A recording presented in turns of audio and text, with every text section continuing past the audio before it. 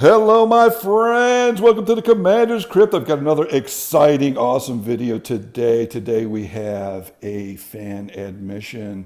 This is Austin's awesome vampire Edgar Markov Planeswalker Super Friends deck. We played it a couple weeks ago, and I really liked it, so I wanted to show it to you guys.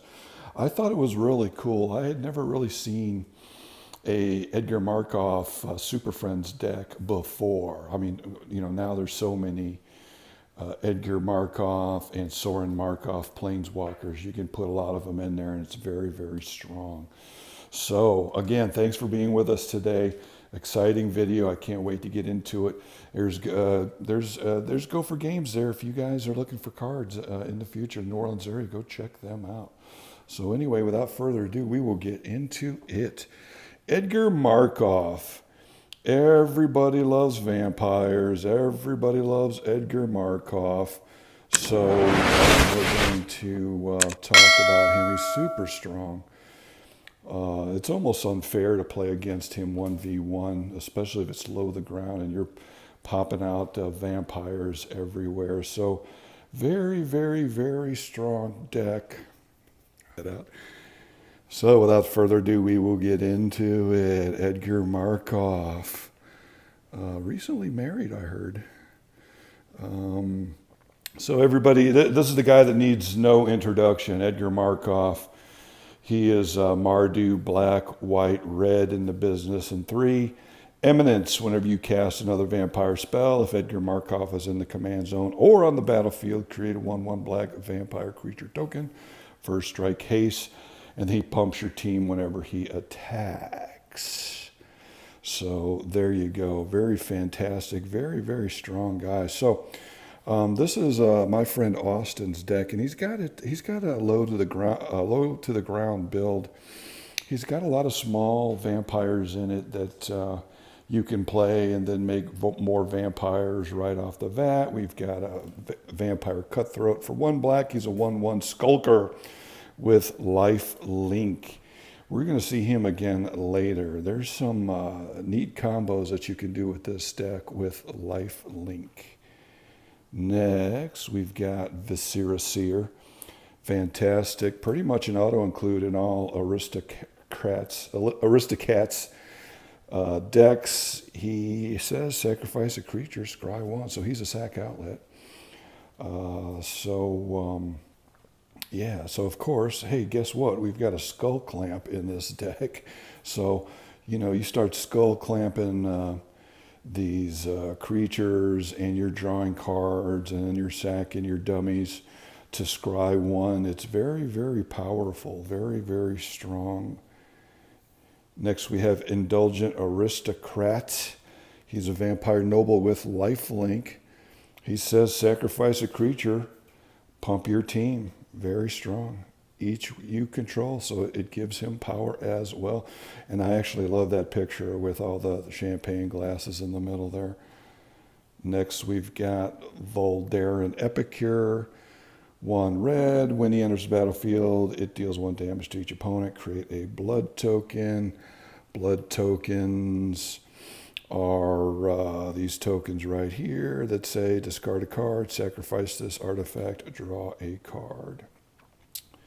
So does damage and creates you blood tokens, which then allows you to rummage for cards. Discarding cards in a vampire deck is very powerful because of the madness mechanic. Madness allows you to discard cards and still play them anyway. And they can't be countered. So madness is a really awesome mechanic that is involved a lot with vampires. Next, we have got Unholy Officiant, 1 white, Vigilance. For 1 white and 4, put a +1/+1 counter on Unholy Officiant. Next, we've got Cordial Vampire, very strong card in this deck. Whenever Cordial Vampire or another creature dies, put a +1 counter on each vampire you control. So if your opponents are losing creatures, boom, pumps your team. Next, Blood Artist. Everybody knows about him too. 1 black and 1. Whenever he or another creature dies, you get to suck the life out of everybody, just like vampires are known to do. Next is Mathis, Fiend Seeker. He's Mardu as well, Menace. At the beginning of your end step, put a bounty counter on target creature an opponent controls. For as long as that creature has a bounty counter on it, it has. When this creature dies, each opponent draws a card and gains 2 life. So at your end step every time, you get to target something, and if they die, you get to draw cards and gain life. Rakish Air, 2/2 creature. Whenever a vampire you control deals combat to a damage, put a +1 counter on it. Pumps your guys that get in. Welcoming Vampire, 1 white and 2, 2/3 flyer. Whenever 1 or more other creatures with power 2 or less enter battlefield under your control, draw a card. This ability triggers only once each turn. Very strong. This is a very, very strong card. I really like this card. Works well in his build with all of the low to the ground vampires. Next, Vampire, Nighthawk, very strong, especially if you can pump this guy 2 black and 1, 2/3 flying, death touch, lifelink. You put this guy out 3rd turn, that's going to slow people down from attacking you. They're not going to want to lose their better creatures. Olivia, mobilized for war. She's Rakdos and 1, 3/3 flyer. Whenever another creature enters the battlefield under your control, you may discard a card. There you go. There's the madness thing. So you get to put a counter on that creature that comes in. It gets haste, and you get to use your madness deals to then cast that creature enchantment or sorcery. Very, very awesome in this deck. It also becomes a vampire in addition to its other types. Next, we've got Strong Kirk Captain. He's got first strike, gives first strike. He's a lord, 2/2. Olivia Voldaren. She's Rakdos and 2/2, 3/3 flyer. For 1 red and 1, she does 1 damage to another target creature. That creature becomes a vampire, and then 2 black and 3, gain control target vampire for as long as you control Olivia Voldaren. Very, very strong. I did a short video on the top 5 vampires in Commander, and she was up there. She was number 3. Next, Alenda the Dusk Rose, another very strong vampire. She's Orzhov, black and white and 2. She's 1/1 lifelinker. Whenever another creature dies, put a +1/+1 counter on Alenda the Dusk Rose. When she dies, create X 1/1 white vampire creature tokens with lifelink, where X is Alenda's power. Very strong. I've seen a lot of people use her as the commander in their decks.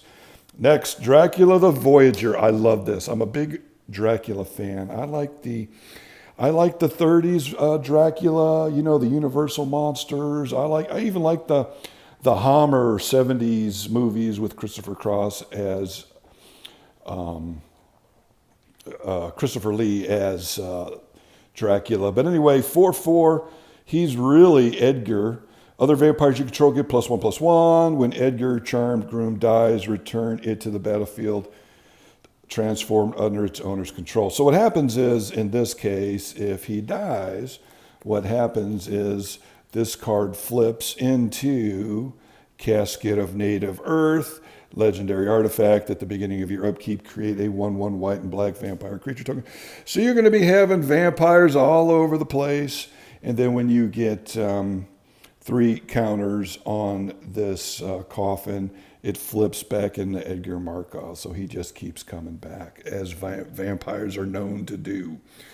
Next, we've got Enrica Domnathi, legendary creature, vampire, flying at the beginning of combat on your turn. Choose one that hasn't been chosen. Each player sacrifices a creature. You draw a card, you lose 1 life, or you transform her. And she transforms into Enrica Infernal Seer, 3/4 flyer, flying, death touch, lifelink. For 2 black and 1, each creature you control with flying, death touch, and or lifelink gets +1 and 0 till end of turn. Next, we've got Bishop of Rebirth, kind of like a Sun Titan, 2 white and 3. Vigilance, whenever she attacks, you may return target creature card with converted mana cost 3 or less from your graveyard to the battlefield. Very strong in this type of build that he's got here. Next, we've got Olivia Crimson Bride. She's Rakdos and 4/3/4. Flying Haste, whenever she attacks, return target creature card from your graveyard to the battlefield. You do, and it gains when you don't control a legendary vampire, exile this creature. So, she's basically kind of like Kalia of the Vast, but for creatures in your graveyard.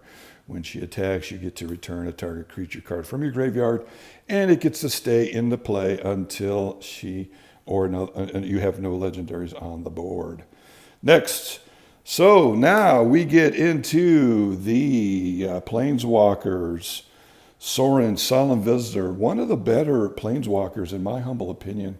I absolutely love this guy because he's relatively easy to ult very fast. For black, white, and 2, he gets 4 loyalty counters, +1 until your next turn. Creatures you control get +1 and gain lifelink. He's able to protect himself as well. -2, put a 2/2 black vampire creature token with flying on the battlefield. But this is where he really shines. -6, when you ult him, you get an emblem with, at the beginning of each opponent's upkeep, that player sacrifices a creature. So you put this out third turn. Let's say you get a Soul Ring. I've done this many times. This guy is super duper strong. First turn, Soul Ring. Second turn, you play him. Everybody else is still developing. Tick him up to 5. If you've got blockers already, and you're probably going to because you got all kinds of 1/1s and 2/2s, that you can put out or whatever, or if they just haven't developed fast enough, you can ult this guy right away. And now everybody has to play around that ult, and it's very hard to do. It's won me tournaments before where I've gotten this guy out and have been able to tick him up and or proliferate. And now everybody's trying to play around that ult. It's very, very tough to do. Next, we've got Sorin, Lord of Innistrad. He's also black, white, and 2. He says +1, put a 1/1 black vampire creature token with lifelink onto the battlefield. Fantastic. Fantastic. Same thing with this guy. You could first turn Soul Ring, second turn put this guy out, and now you've already got blockers. Now you've already got lifelink attackers. If you play with the Monarch, now you've got the Monarch. Now you're drawing extra cards. Very, very, very, very strong. -2, you get an emblem with creatures you control, get +1 and 0. Okay, whatever. Then -6, destroy up to 3 target creatures and or other planeswalkers. Return each card into a graveyard this way into the battlefield under your control. So yeah, very, very, very strong.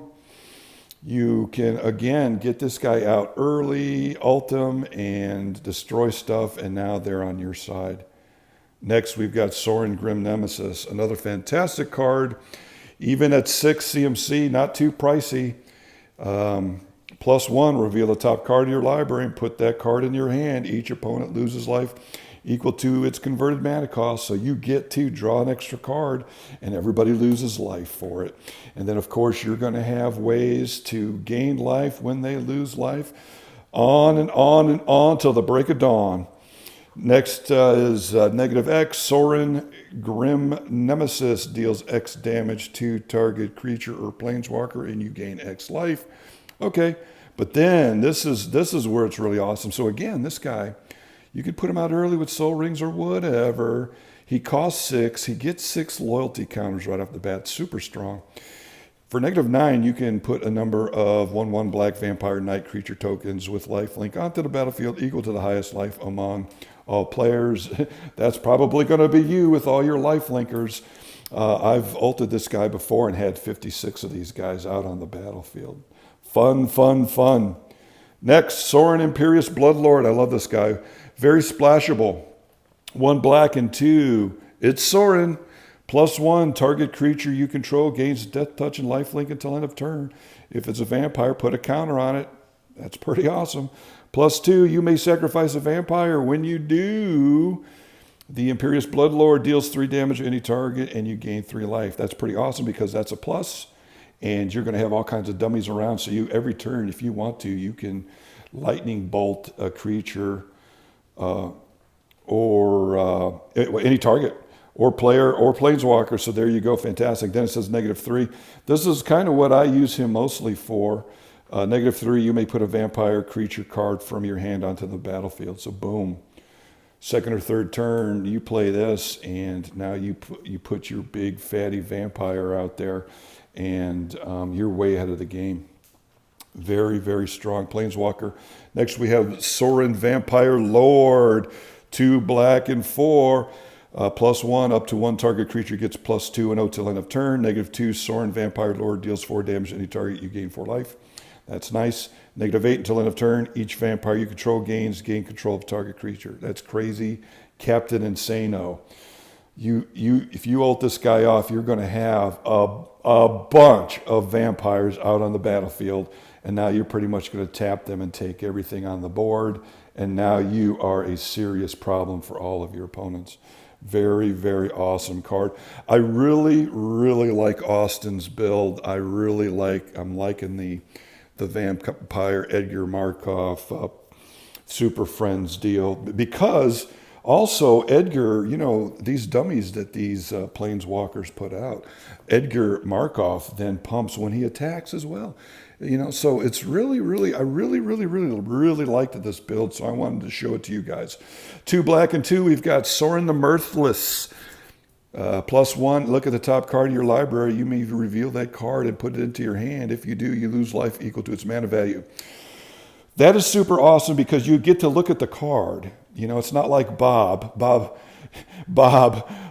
Diabolic console guy, where you have to take it and you get, if it's got a big CMC, you get bound for it. You can look at the card first, and if it's really cheap or a land, boom, you can put it into your hand. Very awesome. -2, create a 2/3 black vampire creature token with flying and lifelink. That's crazy, crazy strong. A 2/3 flyer. So now he's got a bigger butt. Going to be now he can block any 2/2s that come down, and he's got flying and lifelink. So that's very fantastic. His ult is -7. He deals 13 damage to any target. You gain 13 life. Okay. Next, we've got Sorin Markov. Everybody knows about this card. The infamous Sorin Markov. It's been around for a very long time. 3 black and 3, 4. Just about everybody. As soon as you slam this on the table, somebody's going down to 10. And now they may die now once you swing out with all the vampires. His +2 says he deals 2 damage to target creature or player, and you gain 2 life. Yeah, you're going to always be doing that. -3. -7, you control target players next turn. I've never seen that happen. That would be pretty cool if it did. But Sorin Markov, everybody knows him and loves him. Next, so that's it. That's the Planeswalkers, the Planeswalker suite that we have in this deck. Now we're going to talk about Mana Rocks, Tutors, and the combos that you have in this deck. Soul Ring because Soul Ring. Skull Clamp because Skull Clamp. Works so fantastically well in this deck. Arcane Signet, fantastic. One of the best Mana Rocks out there. Thought Vessel helps you with mana, but you have no maximum hand size now. Boros Signet. Orzhov Signet. Okay. Then we've got Urza's Incubator. Very, very, very good card. This card's going up in value. Very fantastic. For 3 colorless, it says, when it enters the battlefield, choose a creature type. Creature spells of the chosen type cost 2 less to cast. Fantastic. Fantastic.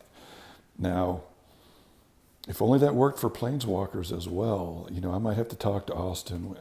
We might not have that many big vampires in here to have this in. I might have to whisper in his ear that he might need to put a Thran's Temporal Gateway, because That's just one more mana, and that allows him to then flash his planeswalkers in. So we'll see about that. So Urza's Incubator, usually in decks that have much bigger creatures, but that's what he's got in there. Venser's Journal, you have no maximum hand size. At the beginning of your upkeep, you gain 1 life for each card in your hand. Lots of lifelink in this deck, as you can see. Anointed Procession, very fantastic. Include in this deck. If an effect would create 1 or more tokens under your control, it creates that. Many of those more instead. Very fantastic. Especially since you're making all of these token dudes. Blind Obedience. This card. This card makes me shudder. I always hate when somebody plays this thing. Extort, whenever you cast a spell, you may pay black or white. If you do, each opponent loses 1 life, and you gain that much life. Artifacts and creatures your opponents control enter the battlefield tapped. This card is a headache. Smothering Tide. Fantastic, fantastic, fantastic card. This can help you cast your planeswalkers, that kind of thing. Everybody knows this card needs no introduction. Stencia's Masquerade. This is a very good card. I have this in my Edgar Markov deck as well. Attacking creatures you control have first strike. Whenever a vampire you control deals combat damage to a player, put a +1 counter on it, and it's got Madness. So this card's very good. It's an enchantment, so it's sticky. It's hard to kill. All of your creatures now have first strike, and whenever they deal damage, it pumps the team. Very, very strong deck. So now we're going to get into the tutors. He's got a Rhystic Tutor in here. Now, I play with Rhystic Tutors myself. Rhystic Tutors, late game aren't that good, but early game, I've gotten these things off. Very cheap tutor. It's worth a try. Especially if you have discard outlets in your deck. If you get it late game, you can just discard it for something. But anyway, it says, unless any player pays 2, search your library for a card, put that card in your hand, then shuffle your library. Next, we've got Cruel Tutor. Search your deck for any card, shuffle your deck, put that card on top of it. You lose 2 life. He's got tutors in here because he's got some combos in here that just win the game. Demonic Tutor. Everybody knows about that one. We all know him and love him. And Grim Tutor. 2 black and 1. Search your library for a card, put that card in your hand, then shuffle your library. You lose 3 life. Diabolic Tutor, the crappiest tutor, but still very good. Search your library for a card and put that card in your hand, then shuffle your library. Very, very, very good in this deck. Idyllic Tutor, some of the combos that he's gotten here are enchantments. So search your library for an enchantment card, reveal it, put it in your hand, then shuffle your library. Blood Tribute, this is a very good card. Kind of an auto-include in vampire decks. 2 black and 4, kicker, tap and untap vampire you control. You're going to have all kinds of vampires. Target opponent loses half his or her life rounded up. If it was kicked, you gain life equal to the life lost this way. I actually love this card. This card is in my Enwello the Painter deck. Works very well in that deck because you can double or triple your spells. And he is a vampire. Next, we've got Mire in Misery. Each opponent sacrifices a creature or enchantment. Very, very good. Merciless Resolve, an additional cost to cast it. Sacrifice a creature or land, draw 2 cards. Altar's Reap. Second verse, same as the first, a little bit cheaper. As an additional cost to cast him, sacrifice a creature, draw 2 cards. Both instants, so that's very good. You got a lot of dummies to sacrifice, so it's no skin off your teeth. Mortify. Destroy target creature or enchantment. Fantastic card in this deck. Go for the throat. So now we've got ways, a couple cards to help push your creatures through. Vampiric Tutor, another tutor. Search your library for 1 card, put it on top, pay 2 life. Fantastic. Swords to Plowshare, again, to help push your guys through and to deal with really problematic threats like Indestructibles. Ad nauseum. Okay, so he's got this ad nauseum in here because he likes to run a little combo with Teferi's Protection. He likes to fire off Teferi's Protection. Yeah, so that's what he likes to do. He likes to do the Teferi Protection ad nauseum combo. And then Return to Dust, very, very good card. It's got... yeah, so when you fire this off during your turn, exile target or enchantment if you cast a spell. So you get 2 for 1. It's a very utilitarian. Voldaren Estate. I like this card in this deck.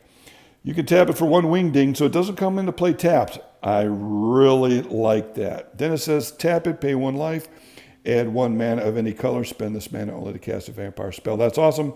Because if you've got the mana, you just use it for the wingding. If you don't, you can then use it to cast your vampires. And then it says 5, tap it, create a blood token. This ability costs 1 less to activate for each vampire you control. So it could actually get to the point where you're just tapping this thing for blood tokens, faux free.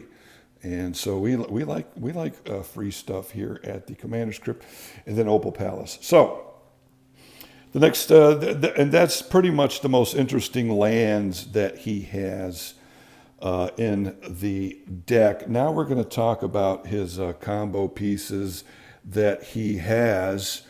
So what he likes to do is, with all those tutors, he is now able to run combos such as Sanguine Blood, Exquisite Blood, and Veto of the Dust Rose. We all know about this combo. You basically, once you get this off, you win the game. And then Veto is there in case he doesn't have the enchantment or it gets killed. He can then use it in its place. And then the next combo that he likes to run, and by the way, that works with Vampire Cutthroat and just about everything else that you've got in this deck. There's all kinds of lifelink in this deck. And then he's got one more combo that he likes to run. He likes to run the Viridian Longbow, Sorin Vengeful Bloodlord, and Famished Paladin combo. Basically what happens is the Paladin can, you can equip him up with the longbow. He can machine gun your opponents to death, basically. So there you have it. I hope you liked Austin's build. I really liked it as well. So I wanted to do a couple of things. I wanted to show you guys his awesome build. I wanted to thank him for showing his viewers admission. And what I would like to say is, if anybody else has got any decks they want highlighted on the Commander's Crypt, please bring them to my attention. Bring them over. Come play with us. I got a nice big pool over here. We can sling some spells, hang out in the pool, and just have some fun. So that's it. I'm going to get on out of here. I hope you enjoyed my Austin's Edgar Markov build. If you would, please like and subscribe and share. We're a very fast-growing channel. I absolutely love Commander. I love playing the game. I love making new friends. We have a saying here at the Commander's Crypt. We don't want to just be another Commander channel. We want to be a Commander community, and that's what we are doing. We're making new friends everywhere. We're going to have websites, a merchant shop here soon. So that's it. That's all. That's all I got. We're going to get out of here in New Orleans, where everyone knows we have the absolute best of vampires.